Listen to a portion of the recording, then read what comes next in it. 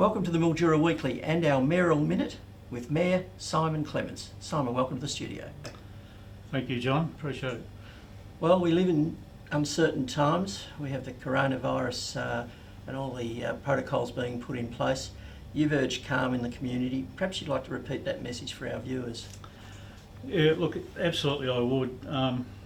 First, can I say that Mildura Council isn't the lead agency for the attack on coronavirus and the response to it. That's the Department of Health and Human Services. So we can't really do anything as a council other than repeat their message and repeat it strongly, and the government's message. And I certainly would be happy to do that and urge people to remain calm. And I know if you're in a bit of a panic and you're under stress, probably the worst thing you want to hear is someone tell you to remain calm.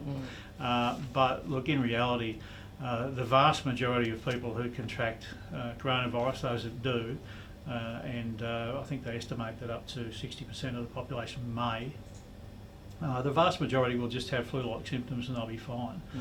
Really all we're doing is by engaging in things like social distancing and self-isolation if we're feeling unwell, or getting medical assistance if we think we might have coronavirus, is protecting the vulnerable people, the elderly and people who have pre-existing illnesses. They're the people who are really at risk. So what we're really doing is trying to help other people by doing the right thing. And so there really is no reason to be panicking. If you're young, fit, even middle-aged and half reasonably healthy, the chances are that you'll come through this quite well if you're unlucky enough to catch it. But the other thing we're doing is by engaging in those sorts of conducts, in engaging in the social distancing and reducing the risk of being infected, is we're stopping it exploding into one sudden big burst of infected people. And effectively spreading it across a wider time range, certainly, but not so impactful on our medical services.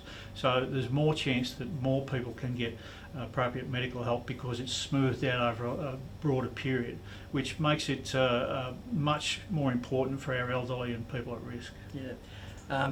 The panic buying that we've seen across the nation, in fact across the globe, the Prime Minister was saying it's a very un-Australian thing, and he basically said to people to stop it.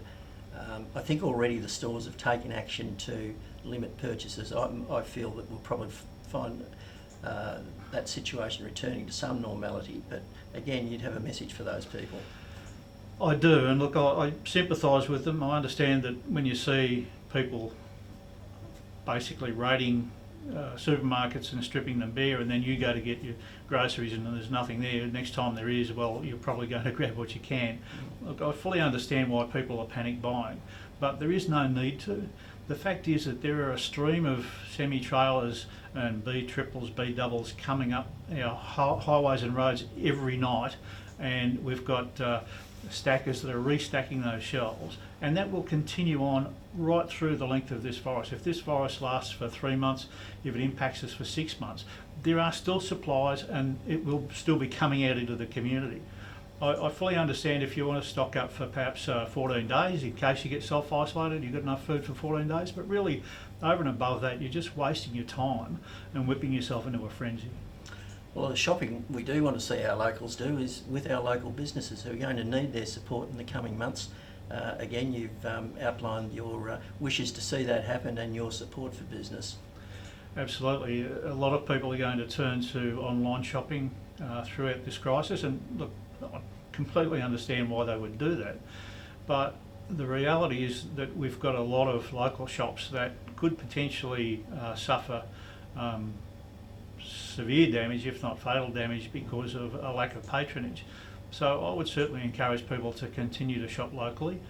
You can still protect yourself, you can still use wipes. A lot of these shops now have hand sanitisers and dispensers, and you can still keep your 1.5 metres away from other people and you'll be perfectly safe. So my advice would be try and support your local businesses, try and keep your local businesses in business, help your local community and just shop local.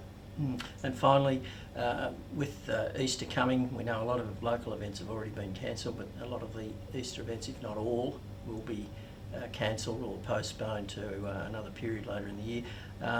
That is obviously going to have an impact on our local businesses and will be something that requires that extra local support.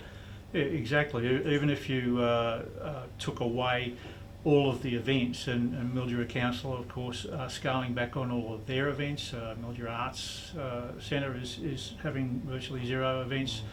Lots of things that we would ordinarily put on, we're not.